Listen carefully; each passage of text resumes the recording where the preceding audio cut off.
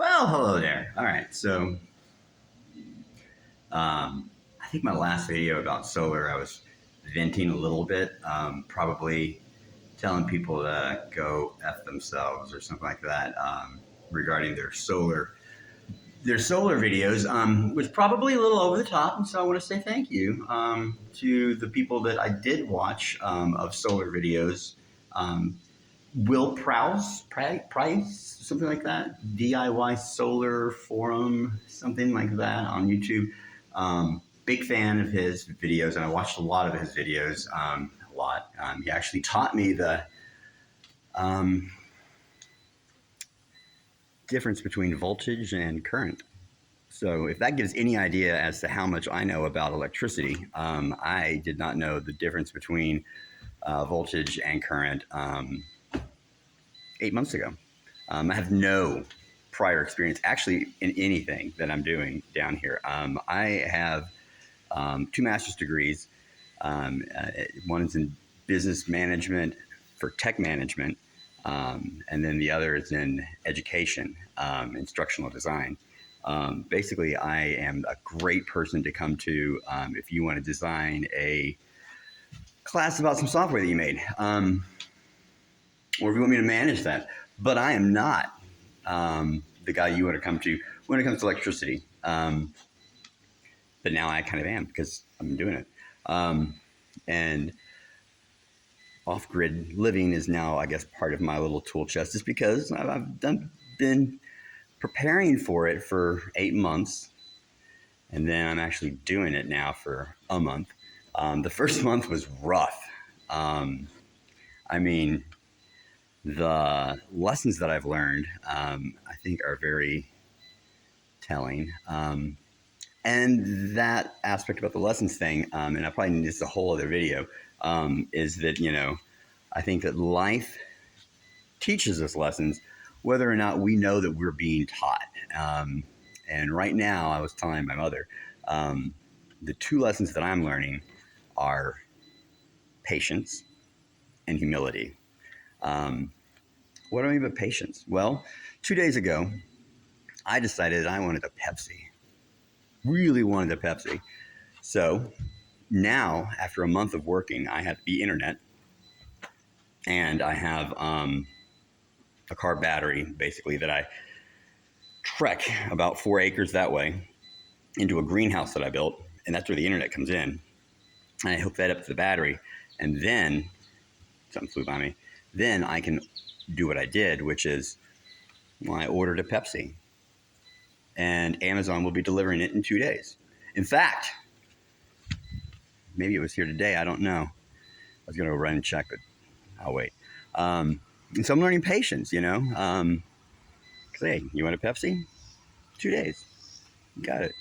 And that's on par for everything out here for this. My off-grid living aspects, I don't know if you can really plan very well for it, but it's a good experience. I think it's going to be probably one of these defining experiences of my life, and I will look back on this time with a lot of personal growth. By the way, this is my new office. I think it's going to be kind of nifty. Now, I mean, I have a desk that I'm going to put in there, and I think also I'm going to put my bed in here too. Now, this is a whole other video here, and that video is structures, storage. You can build your own buildings if you want. I've already tried that. It's still in the process, and I can tell you right now, it's not up to code. This is the power building that I've built. I know it looks bad around here, right? And that's another thing. Structures. You move off grid, okay? You're gonna have a lot of stuff. You've got a lot of stuff because you need a lot of stuff. And it's not like just stuff like, that like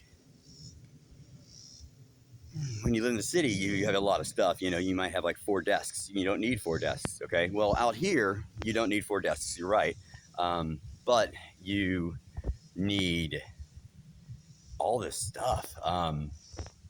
You need clean barrels. When somebody says, "Oh, well, you could get water if you catch it from your gutters." Oh, well, that means I need to go get some gutters. So I gotta get some gutters now, and then I have to have something to hang the gutters off the building, and then I need to have a pipe system that's going to lead from the gutter, okay, down to a catch basin, okay, which right now, and then I'm describing my water idea, and this is another video. My catch basin, I think, is going to end up being a trash can. Then I'm going to put a screen over, and then that will filter out and hopefully keep out bugs. And then at the bottom of the trash can, cut a little hole, put some PVC pipe in there, which now you have to have PVC pipe laying around, right? I have that. That's good. Then we take the PVC pipe, run that using gravity here, don't forget, because power and mechanical things are in short supply on the off-grid world. So almost kind of a downhill kind of step thing. Run probably to another trash can. That trash can being filled with gravel, right? Gravel that's going to help catch all the large objects. Then I'll have it step down again to another trash can, same connection with the PVC pipe. That trash can, probably all sand. That'll help filter out smaller particles.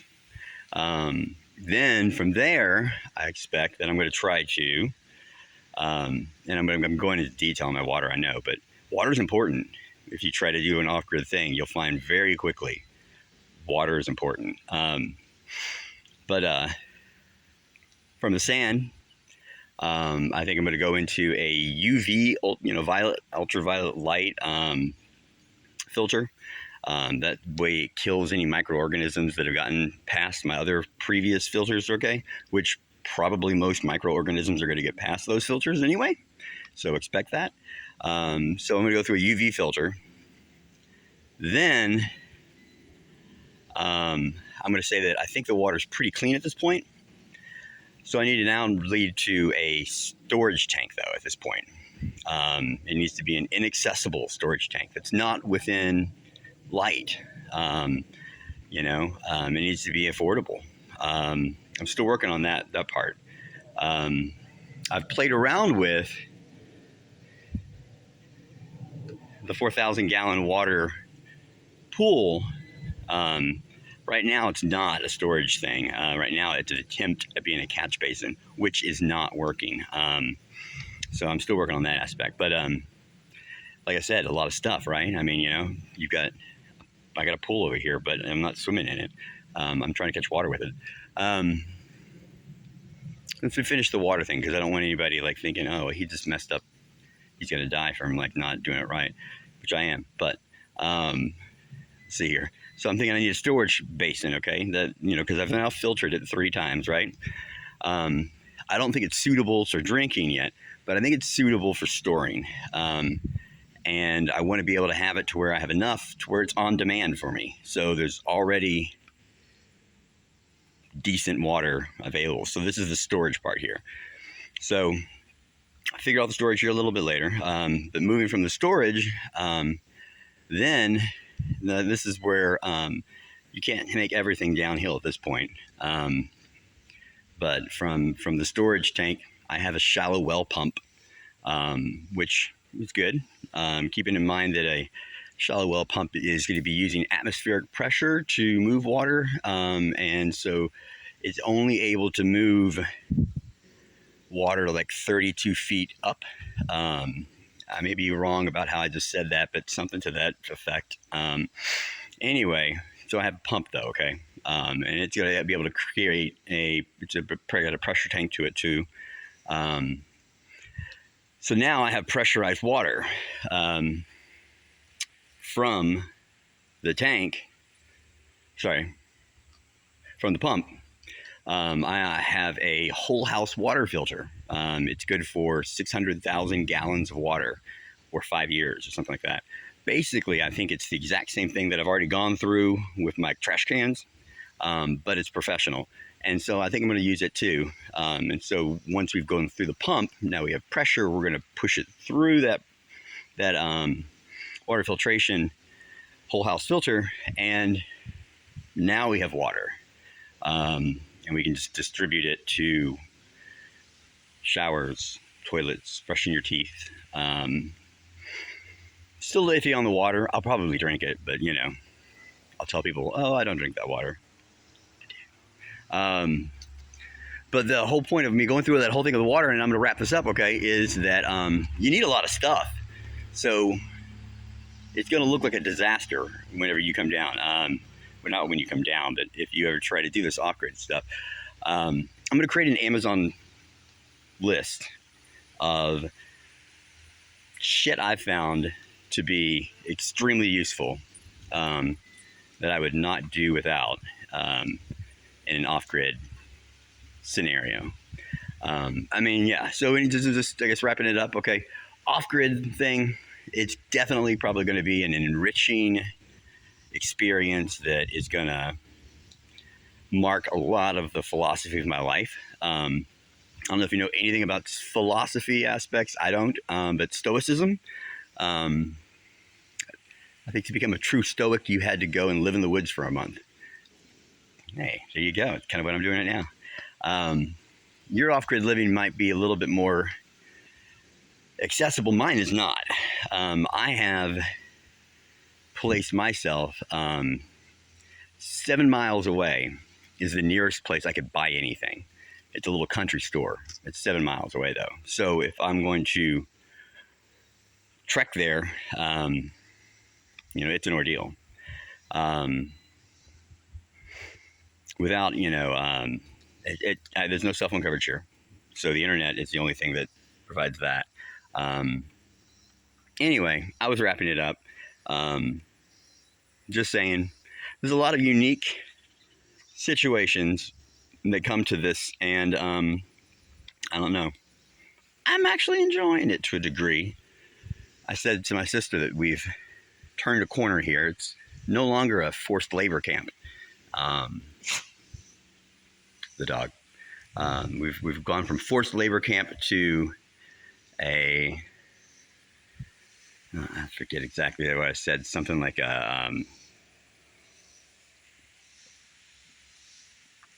some kind of dump. But anyway, all right, that wasn't the best way to end it. So talk to you later.